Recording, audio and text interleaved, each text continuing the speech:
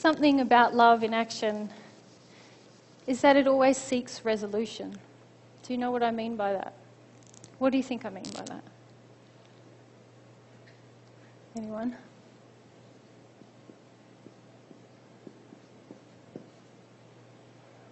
Yeah, Katerina? Yeah.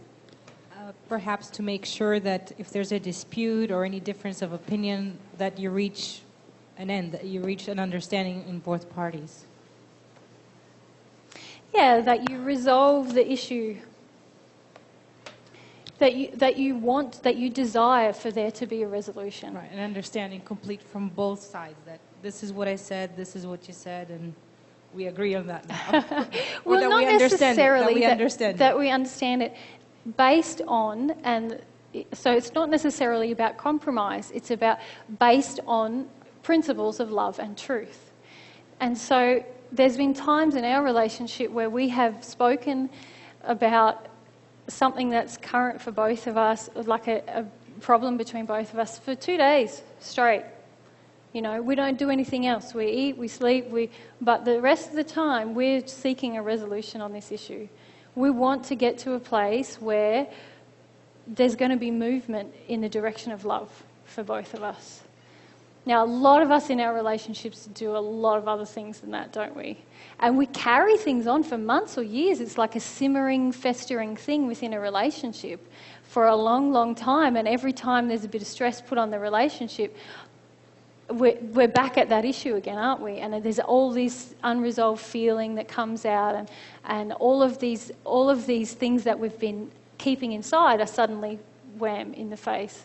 And something that we both acknowledge now, and it's something that AJ's always had, is that when we love, we want to seek this resolution in terms of love and truth. So it's not about compromising and just reaching an agreement. It's about, is there going to be a forward movement in love in our relationship? And until there is, this is the issue. This is what we're going to look at. And I know for a lot of you that doesn't happen. There's almost a sense of feeling of hopelessness about it won't ever be resolved, so why bother going there? And that's actually in direct disharmony with the way God created your soul and the whole universe. He's designed it towards growth and truth and love. And when we give up, we give up on the potential for that. So this is a really beautiful thing that I value in our relationship a lot now, that I didn't always value. Because I wanted to sweep some things under the carpet, because frankly, it was painful or frustrating or whatever, but it wouldn't have helped us get to the place that we're at now, and hopefully it's something that will keep us going in the right direction. Yeah. Okay. Probably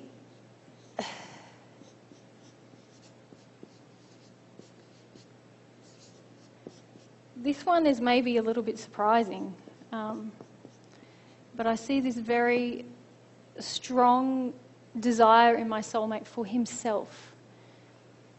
And this is actually a part of loving, is to want to know ourselves and express ourselves and to be ourselves. And many of us don't have that desire, and that really stunts our ability to actually love. Because unless we have that desire, we're not even loving ourselves.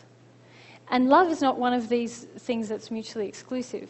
Like, in order to love you, I have to have some love for myself. I can act lovingly towards you, even if I'm maybe not totally loving myself. But when I have, and this is another quality, I suppose, that I see my soulmate embody. And that is an aspect of love. And that's of equal value placed upon ourselves and others. We value each equally.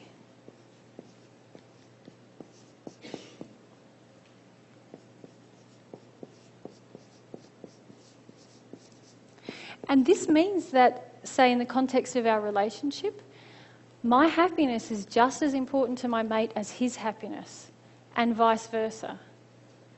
And a lot of people in relationships feel like, well, only one of us can be happy, so who's going to make the compromise? Or how are we both going to compromise so that we can have a little bit of happiness? And we have the philosophy that compromise never leads to happiness. We have to seek resolution and value each other equally. And I see this also in our day-to-day lives. When we can feel someone is doing something because they want to please us, or they're uncomfortable with something but they're doing it anyway, we say, please don't do that. You are as important as us. And if you're giving us special treatment or sacrificing some part of yourself in order to give us something, we don't want the thing. And we've actually given back donations that people have given to us because we feel like, hey, you need to love yourself. You know, there's no sacrifice in love. You don't need to sacrifice something for yourself in order to love us more.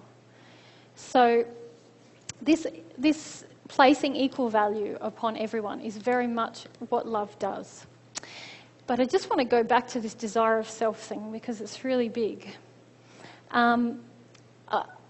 This desire of self is really about desiring our true nature, but also desiring to see those things within us that are injuries right now, and desiring to see how God sees us right now. And for me, AJ has had to go through a real lot to do that because of who we are. That's a really, speaking on the other side of this, in that I don't often desire my true self because of the fear that I have of how that will be received by others. Not just my real nature, but actually my identity. And I suppose what I see reflected in AJ is this deep, deep level of humility to actually recognise that in order to love and in order to grow, he was going to have to desire himself, whoever that turned out to be. And that's perhaps one of the most inspiring things that he has done that sort of takes my breath away. And all of you have to make a similar choice. It's just not quite as confronting as the one that we're making because you're not reincarnated. So that's good news, huh? Yeah, but it's a big deal.